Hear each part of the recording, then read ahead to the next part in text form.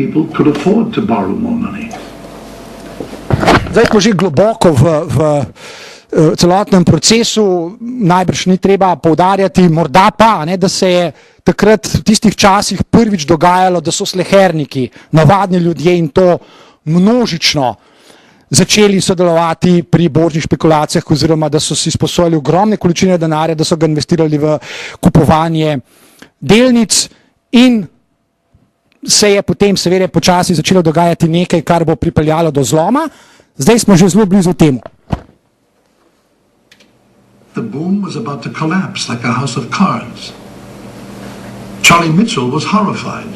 His success, his entire career, his personal fortune had been based on a rising market. If nobody else was going to stop the crash, Charles Mitchell would. Father, at that point, stepped in and announced that the National City Bank would provide $25 million of credit, which was all very well and very necessary. But he added the fateful words, whatever the Federal Reserve Board thinks. And Senator Carter Glass, who had been sort of the father of the Federal Reserve Act in 1913, took that as a direct slap across the face. But whatever Senator Glass thought, immediately the credit crisis was alleviated. In fact, within the next 24 hours, call money went from 20% to 8%, and that stopped the panic then in March.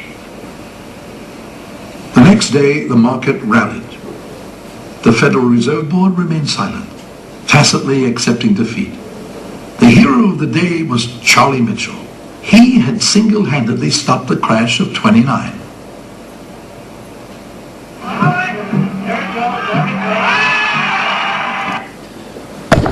Mimogrede, ta poskus, ki je bil na trenutke celo uspešen enega samega človeka, je danes mutatis mutandis povezan z tisto že prej omenjeno klauzuro, 4 ljudje se najdejo, zdaj bojo pa našli recept za izhod iz krize, rešili bodo in tako dalje. Žargon, ki nam ga ponujajo vsak dan, v tem smislu je izjemno zanimivo analizirati, zlasti v luči tega, kar sem že rekel, da bomo ravno kar slišali. With the start of the baseball season, people quickly forgot the break in the market. New events filled the papers. There was a crisis in Nicaragua, where the nationalist hero Augusto Sandino was threatening American Marines. Tragedy in the British Mandate of Palestine, as Jews and Arabs clashed over control of these sites in Jerusalem. And in Antarctica, Commander Byrd was at his base camp, Little America, waiting for a break in the weather. His elaborately planned flight over the South Pole was still on ice. The newsreels had come into their own. Now, in living sound, patrons could keep abreast of the important events of the day. The biggest news of the day is not the naval agreement, not even prohibition, but the return of the natural waistline.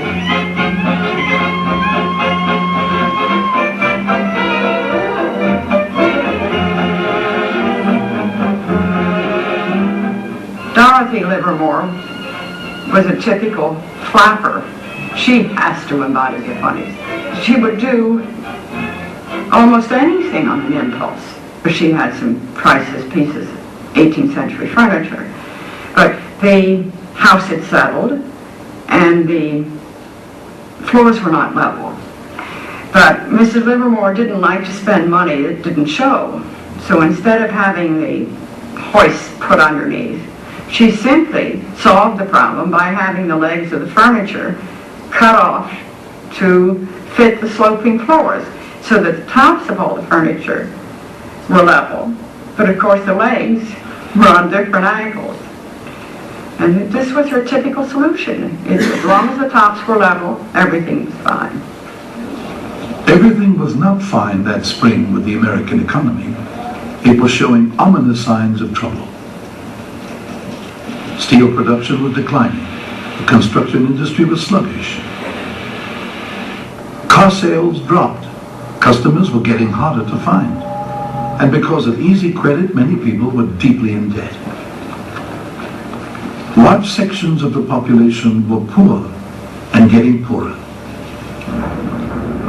Just as Wall Street had reflected a steady growth in the economy throughout most of the 20s, it would seem that now the market should reflect the economic slowdown. Instead, it soared to record heights. Stock prices no longer had anything to do with company profits, the economy, or anything else. The speculative boom had acquired a momentum of its own. So this is the nature of mass illusion. Prices were going up, people bought, that forced prices up further, that brought in more people, and eventually the process becomes self-perpetuating. Every increase brings in more people convinced of their God-given right to get rich. The 20s was a decade of all sorts of fast money schemes. 3 years earlier, everyone was buying Florida real estate. As prices of land skyrocketed, more people jumped in, hoping to make a killing. Then, overnight, the boom turned to bust, and investors lost everything. Florida, folks, sunshine, sunshine, perpetual sunshine all the year round. Let's get the auction started before we get a tornado.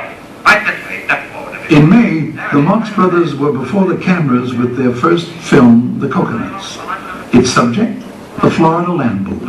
Now, in 1929, the gullibility of those naive speculators was something to laugh about.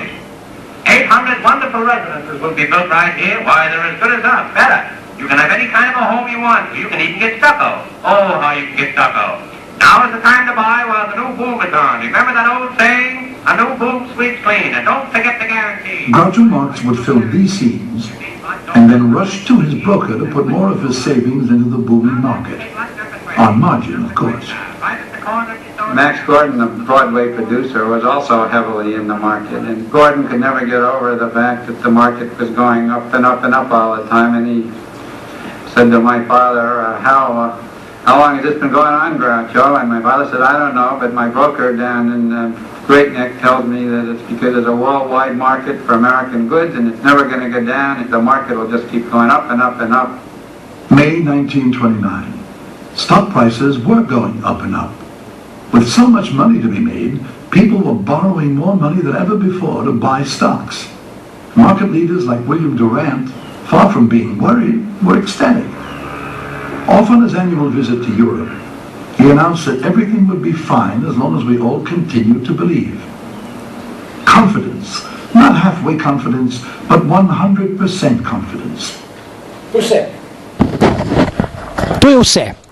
V tej luči, v luči te izjave je treba gledati, poskušati razumeti žargon, ki nam ga ponujajo vsak dan. Dokler časa, to je čista religija, čista mistika. Dokler časa bomo 100% verjeli v ekonomijo, v zdrave temelje, zdrava podjetja, investitorje, zakonitosti trgov in tako dalje in tako dalje in tako dalje, potem se nam nima kaj zgoditi. Problem bo nastopil tisti trenutek, ko ljudje ne bodo več zmogli verjeti, ne bodo hoteli, ne bodo želeli ali pa kaj tretjega. Verjetje je tisto, ki igra ključno vlogo. Zanimivo je razmišljati, ko se pritožujejo, ne vem, sindikati čez grabežljive kapitaliste, pohlepne lastnike kapitala in tako dalje, češ da so krivi za recesijo, za težave in tako dalje. Tak način razmišljanja v celoti spregleda bistvo, ki je, da krize generira kapitalizem sam od sebe, po svoji notranji logiki. In da ogromno stvari, ki se dogajajo v kapitalizmu, nimajo absolutno nobene zveze s posamezniki in njihovo psihologijo. Zato se danes tako zlorablja psihologijo, da se ustvarja pri ljudeh občutek, kot da je kapitalizem v resnici v osnovi čist dober sistem, krasen sistem družbene produkcije, reprodukcije odnosov, distribucije dobrin in tako dalje, in da so problemi čisto nekje drugje.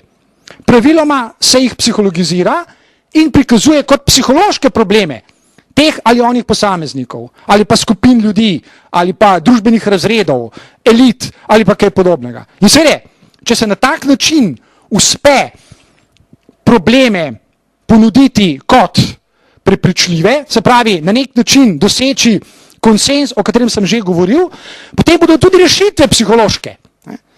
Potem se bodo ljudje trudili, da bi pač s psihološkimi sredstvi rešili psihološke probleme. Saj je logično, da se psihološke probleme rešuje na psihološke načine. In seveda se kapitalizem še naprej obnaša na tanko tako, kot se je. Is the real basis for our prosperity. Astrologer Evangeline Adams was now putting out a newsletter. Astrologija. Tako kot takrat se tudi danes ljudje obračajo k astrologom on daily basis, mislim, vš čas, nenehno. Pred nekaj urami me je ena gospa prepričevala v to, kako so ji ti in oni prerokovalci že zdavnaj napovedali ne vem kaj vse. In ona, zdaj za nazaj, vedno znova odkriva argumente za tisto, kar se je zgodilo in se čudi, kako vse so lahko že ti astrologi takrat napovedali, ko ona sploh še čisto dobro ni razumela, kaj govorijo, in se zdaj obnaša kot znanstvenik, ki v bistvu za nazaj potrjuje astrologove napovedi, pri čemer se niti več dobro ne more spomniti, kaj so ji rekli, ker pač človekov spomin tako selektivno deluje, ampak to jo ne vznemirja. Her 100,000 subscribers learned how the zodiac could influence stock prices. Her advice for the coming summer: buy. Hitting the ceiling, breaking through to the sky.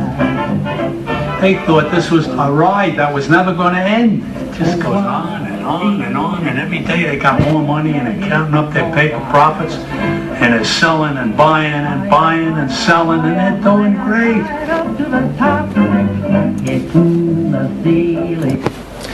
Taka je ključna logika samega kapitalizma, še preden se ljudje o tem strinjajo ali ne. Se pravi, gre za svojevrsten način delovanja, ki ga morda danes na najbolj osupljiv način ponazarja tehnološki razvoj oziroma tehnološki napredek skupaj z znanostjo.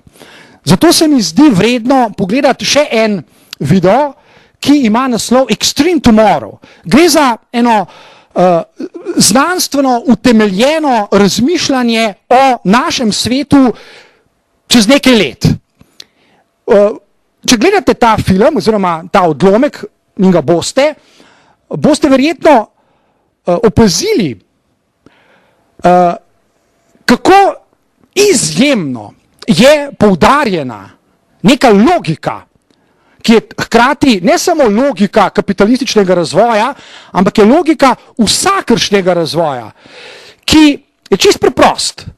V osnovi je linearen in zavezan neskončnemu napredovanju.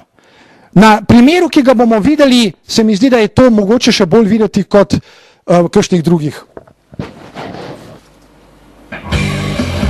What if we could wear bodysuits to give us super strength? Own an identical robot twin to work for us? What if we could travel through time?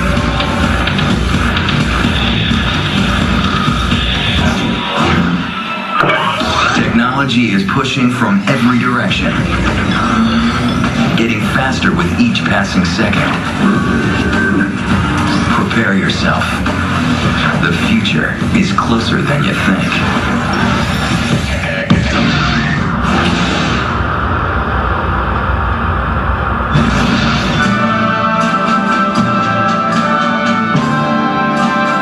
A robot conducting a symphony orchestra.